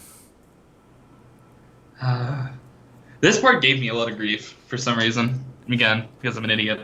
I'm Canadian. Okay, so what I have to do now is go back to the start. Not the start. I have to go back to where I got the bombs. Okay. And Jeremy explains exactly that. So thank you, Jeremy. Kefit is bullying the shit out of you in chat. What is Kefit? What is Kefit saying? He says it's gonna take you an hour to figure out the game with Dylan. I've done this once. I can do it again. I assure you. Personally, I can't wait for Kefit to get to the second optional boss and immediately give up on trying to Achilles the whole thing. Yeah. Kefit apparently doubted the difficulty of the second optional boss, but you cannot doubt the. He will learn. Yeah. So I'm actually not sure if the setup I have with the rooms at the moment is going to make it possible to do this, but we can always try. I think I just like kept trying to do it over and over again until I actually got a full path and went back down and did it again. Yeah, I think that's what I'm going to have to do here because I don't have the top room flipped correctly.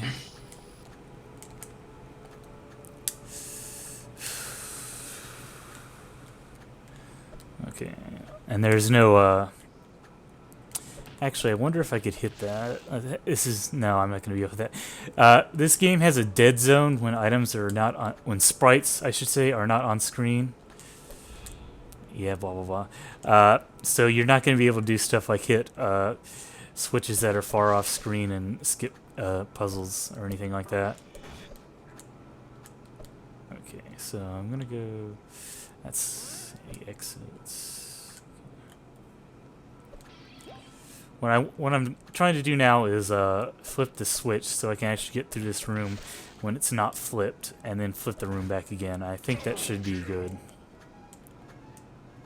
How many screens is the Forest Palace? It's not very many, right? It's only 4. Yeah, it's amazing at how like fluid the whole thing feels with the like flip thing, despite being 4 screens long. Yeah. So I think I should be able to make it through this screen. Yeah, okay. This is gonna be no problem. I think this leads. Oh, no.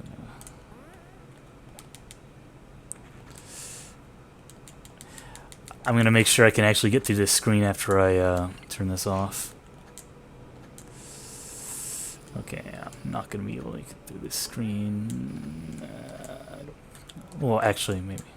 Sorry, I'm talking to myself here. It's kind of a complex area.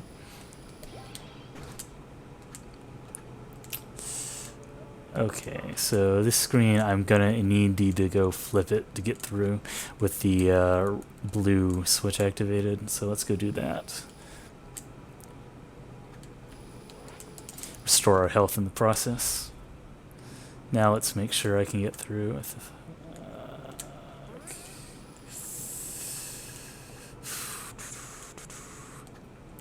That was a good example of force game over just for a health refill as Yeah. you entered another room. Yeah, like I said, okay, so you can't actually make it to the next screen without this screen being flipped. That's good to know.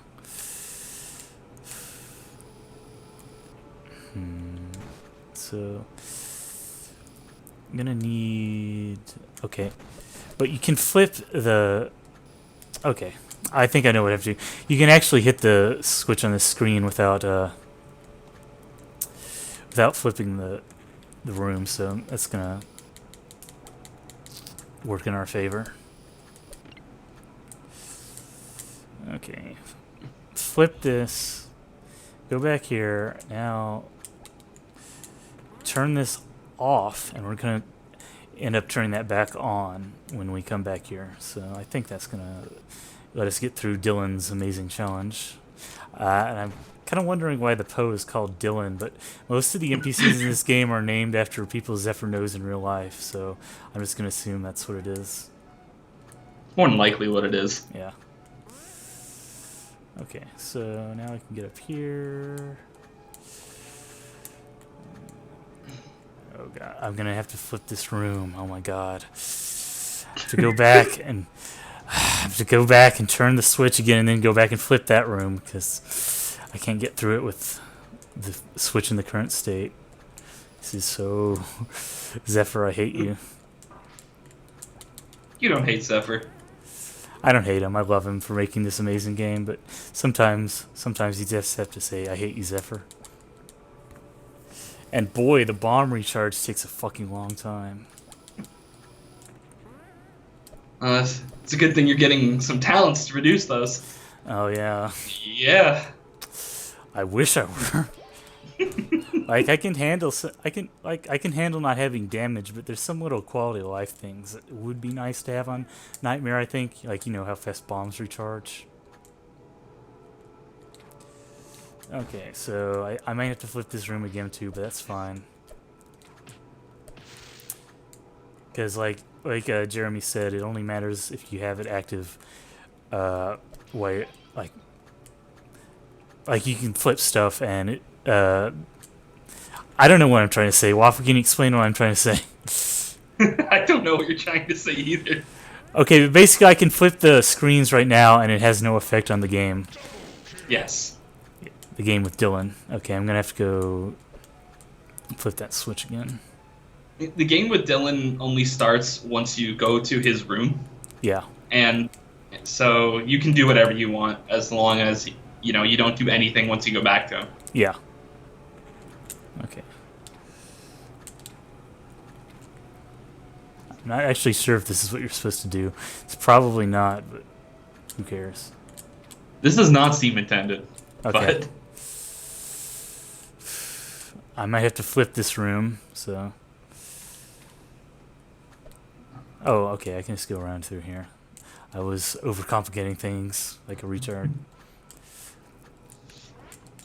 don't prove Kefit right. It actually does take you an hour. Wow, I did not actually do that right. I'm not sure what I was trying to do there.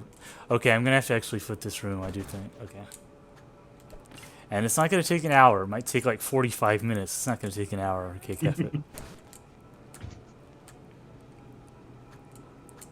Okay, I'm just gonna have to go flip this room so I can flip the other room. Come back in this room, flip this room again. This place is fun, let's say. Okay, there's Dylan. We don't want to talk to you, Dylan. You suck. Don't bully Dylan. Okay.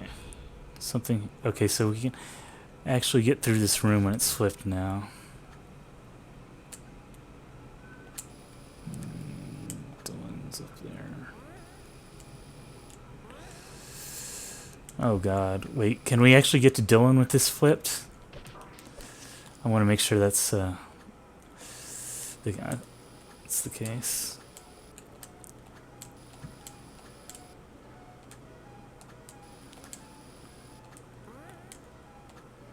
So flip room is here. Dylan is on the other side. So before we proceed, we're going to make sure we can get to Dylan with this room flipped. If we can't, that's going to be bad news because I don't know what to do. And I don't think we can get to Dylan with this room flipped, so... Oh boy. Oh no. Okay, so we're going to have to leave this room as it is. Which means in order to get to Dylan, we're going to either need... Okay, we can get... Let's see what happens with it red. With red, you can go over here. Okay, so you can actually get to Dylan with either setup. That's good to know. So let's go ahead and ignore this room for now. Wait. Okay, so blue, that's gonna work. Please excuse the technical difficulties as Woogie tries to figure out this puzzle again. Okay. And then... Okay.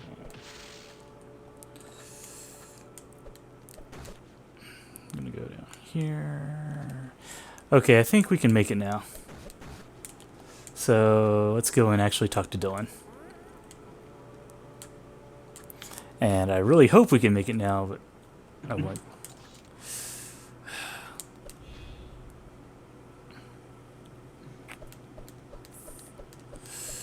So we can't actually get off the screen with it set as it is now. So we're going to have to flip the switch again. And then flip this room again.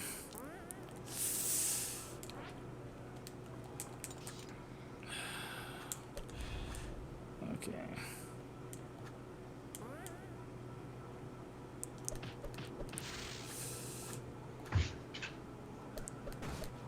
I think Zephyr said in one of the item descriptions that he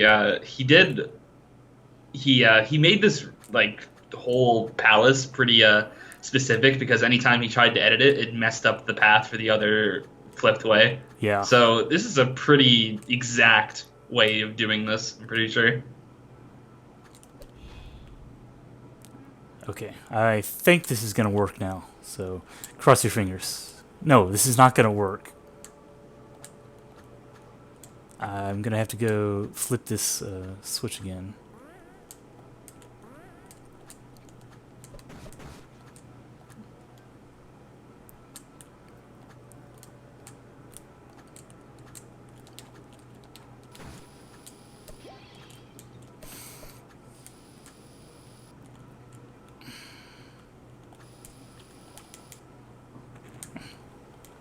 Don't do that. Okay. And this area has some pretty lovely music, I have to say. It does. And I'm going to associate this track with DT3 now, but pretty much like all the music, especially the last boss music. Yeah. I will never unhear it. So let's see. Oh shit, I didn't see that.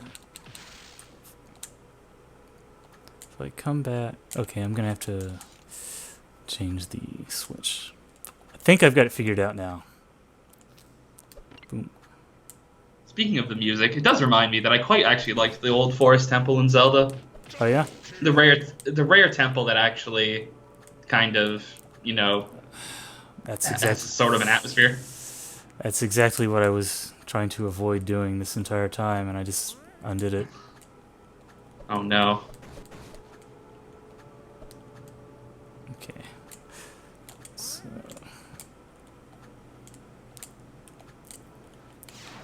Well, I think that's a nice death right there in those spikes. That's great.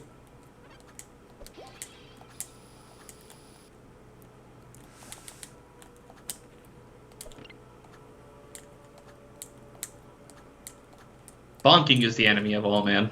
It really is. Okay. So now I think what I want to do is go back to this screen.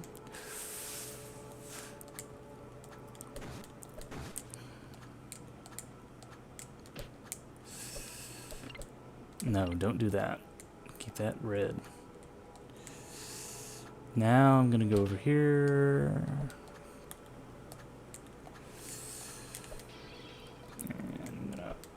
And so I did this wrong. I think I'm going to actually have to have this screen flipped.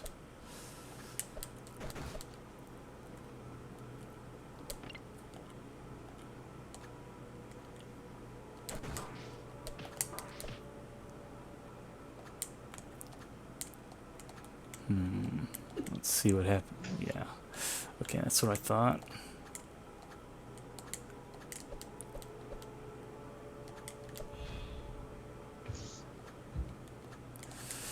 Alright, now I think we can do this. After I go back. Have we finally done it? No, we haven't.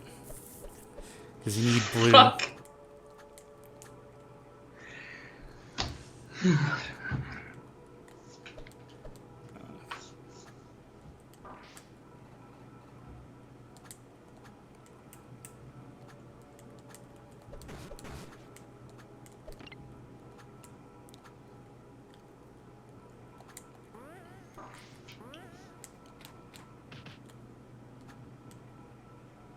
Slowly but surely. Okay, now I think we've got it.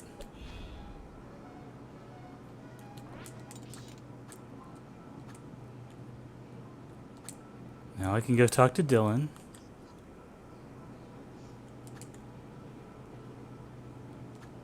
Now I can go up here.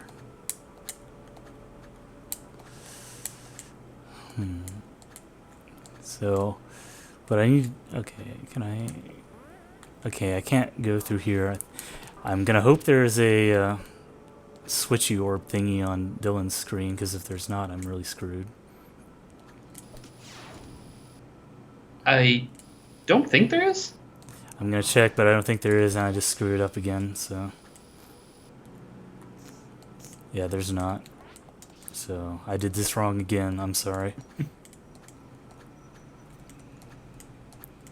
This is much harder than I remember. It really is. So, I'm pretty sure I just bumbled around until I randomly got it. Thing is, you need to be in blue to get up there on this screen. But that makes the next screen impassable, so... Wait, I think I get what you're supposed to do now. Okay.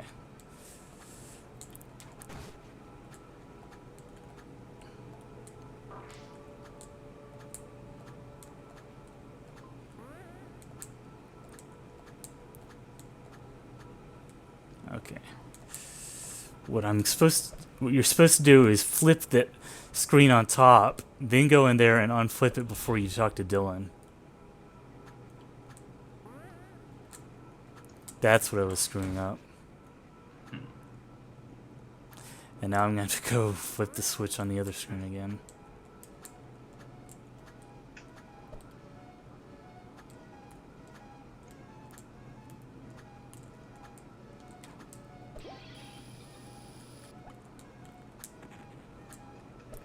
I'm sorry to all my loving fans, but I actually figured out what to do now, so it's not going to be much longer.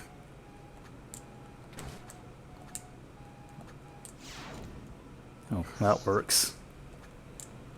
You see, it took me way more time to figure out how to get to the water palace, but I seem to be alone in that regard.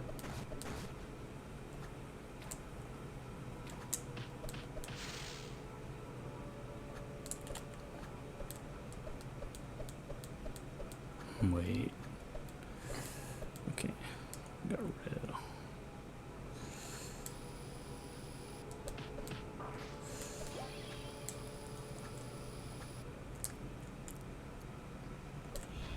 Okay.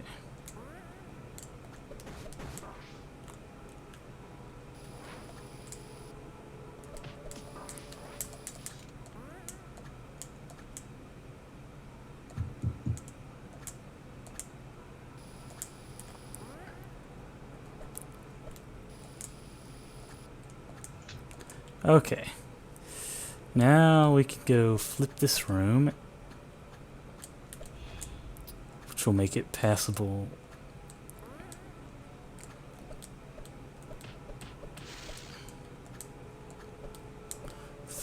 Okay, when you go in here with blue disable.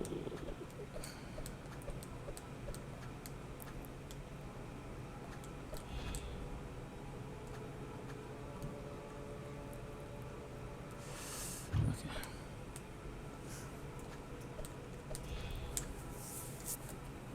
Right, okay.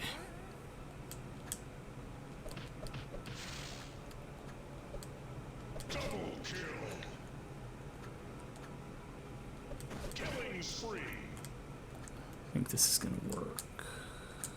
Sorry, Kev, it's only been about 20 minutes. Not even close to an hour.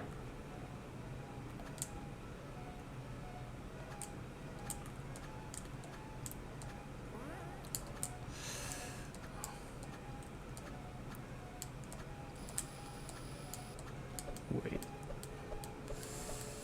I'm gonna be able to make it. Okay, I'm gonna be able to make it back through.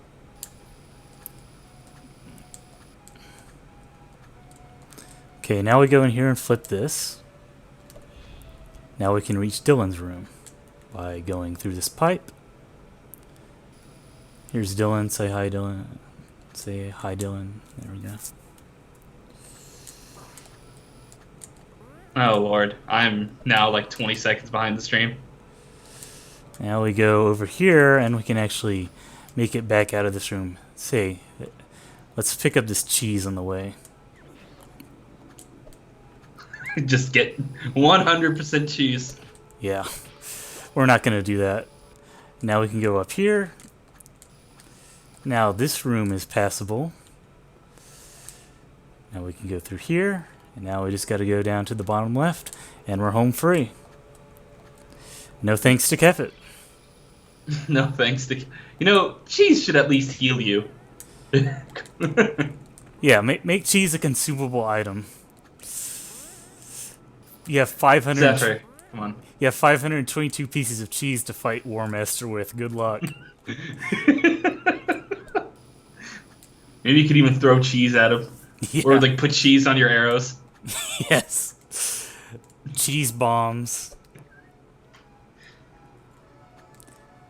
And here's Dylan. Okay, now we can actually proceed with the game. I'm very sorry for the amount of time that took. I had to basically figure the puzzle out for the second time because it's been so long since I got here. But as you can see, it's actually a really well designed puzzle. If you just think through it logically, it's not too hard to get what's going on. Basically, there's only really two gimmicks employed here, which is the rooms flipping and the colored switches. And it's really cool how he managed to make such an elaborate area with just those tools. I believe we're going to see more of the colored switches. If I remember right. I believe so, but nothing this elaborate. I'm sorry. No. And I think I might have to flip the screen. That's no big deal.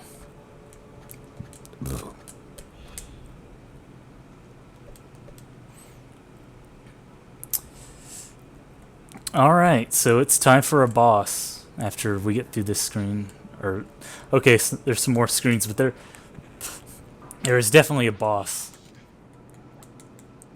There is a boss at the end of this. Yes. It's not just horrible puzzles that give Mugi a headache forever. Oh, those guys die in one hit to bombs. That's good to know. So there's some puzzle stuff you can do with the push block and the bomb blocks here, but that's not relevant to us because we're on Nightmare. Way.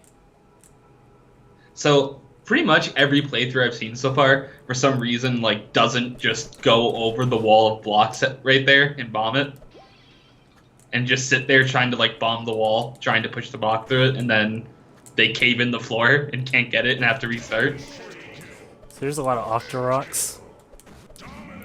I can't get that heart. That's bad, but oh well.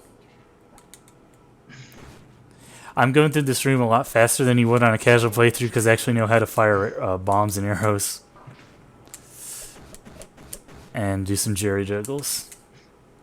It took me a long time to wrap my head around bombs, for the most part.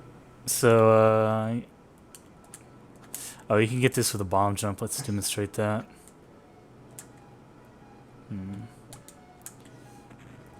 Okay. Actually, can I get this with bomb jump? Okay. Wow, that is some pro playing right there for trying to demonstrate an item I don't even need to get. So we're not going to do that. We're not going to demonstrate how to get that item.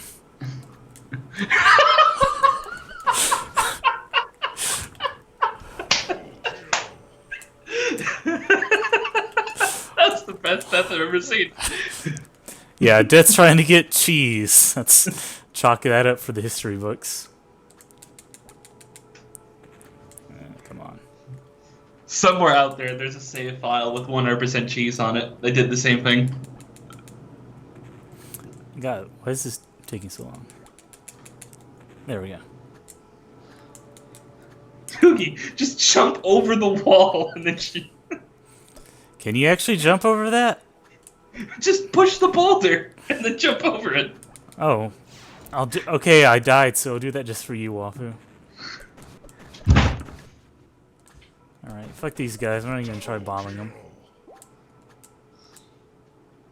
Okay, that is a lot easier. Thank you, Wafu, for your great insight.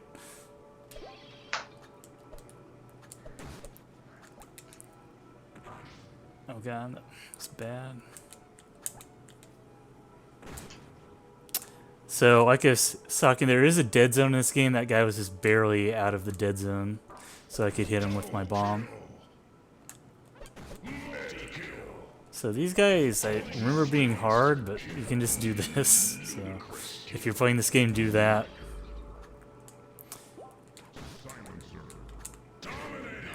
I struggled like hell at this Octrock wall because I never thought of doing that. Okay, so I'm not going to try and get this cheese. Sorry, cheese. And here's the boss. There's a specific timing to get him with a bomb hit when he comes out of the ground. I think this is... No, that's not good. I'm going to be doing speed strats because I want to. No, that's not good.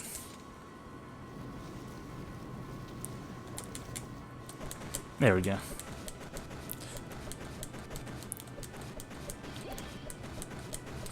So, The gold time strats. I was doing the gold times before I started this playthrough, so why not? Oh god, I got kind of trapped there. That's all right. That wave really does a lot of damage.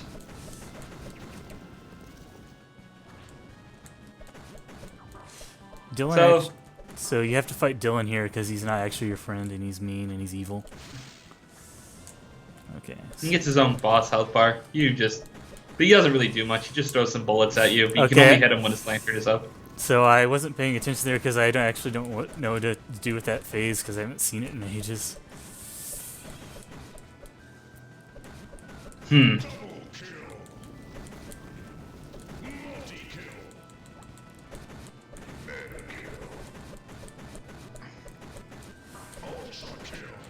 Oh god, he's hitting me. Why am I being so bad?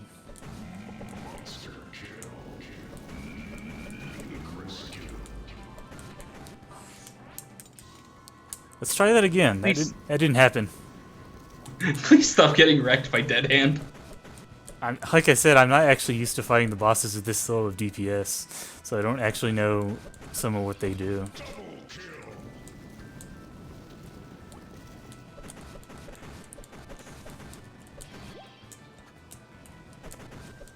So let's just take this nice and slow. That wave actually really helps in this fight since it clears the hands. Oh, it somewhat clears the hands. Well, it does damage to the hands, I should say. Yeah.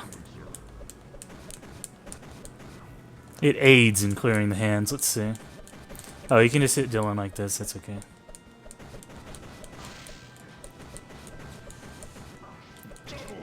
And now you just bully Dylan, because nobody likes Dylan.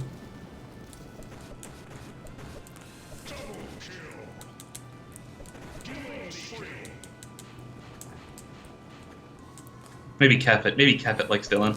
Kevin is probably Dylan in real life, to be honest. Petition Zephyr to rename Dylan to Kefit. There we go. Okay, that was way harder than that was way easier than I made it look out to be. I was just not paying attention there, really. And here's the second MacGuffin for Zelda area. Woohoo!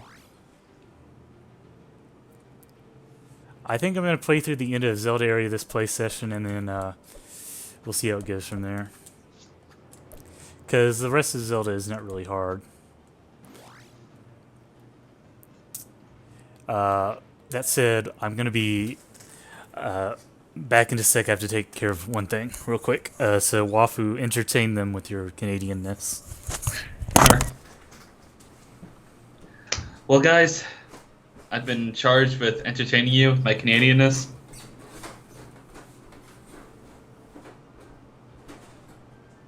Don't worry, Kefit. I'm sure we'll get a character for you. I'm not sure who you're gonna be, though. Needs to be someone recurring.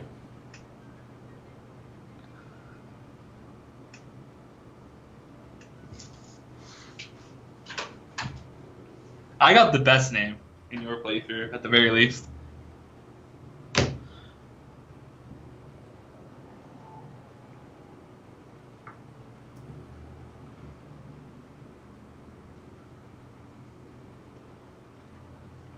How could I do that?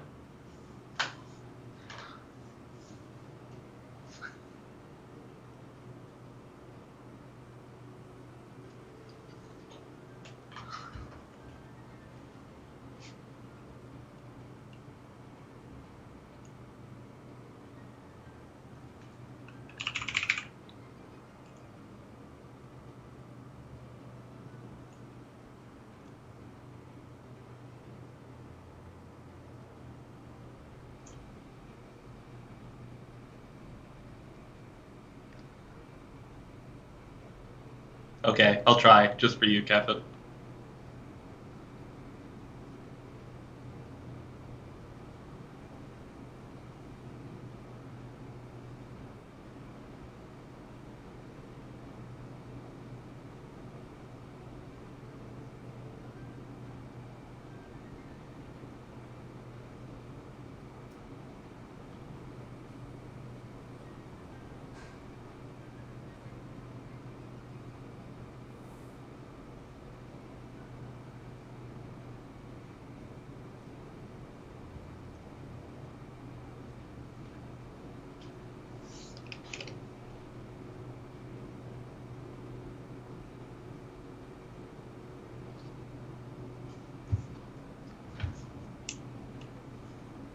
Yeah, Kefit, not everyone is doomed to restart several screens of progress.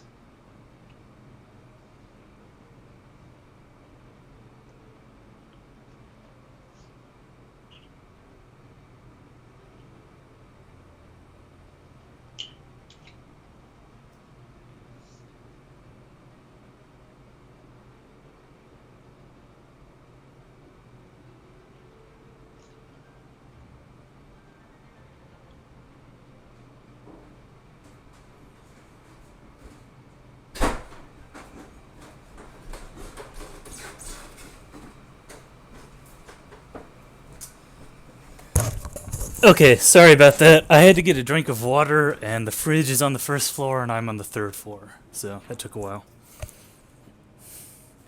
Do I still have Wafu with me? You do, Okay, good. but I think you might have to restart the stream for like just a second because I'm pretty sure that I'm like a million years behind. Okay, I'll tap stop streaming and then re-tap it.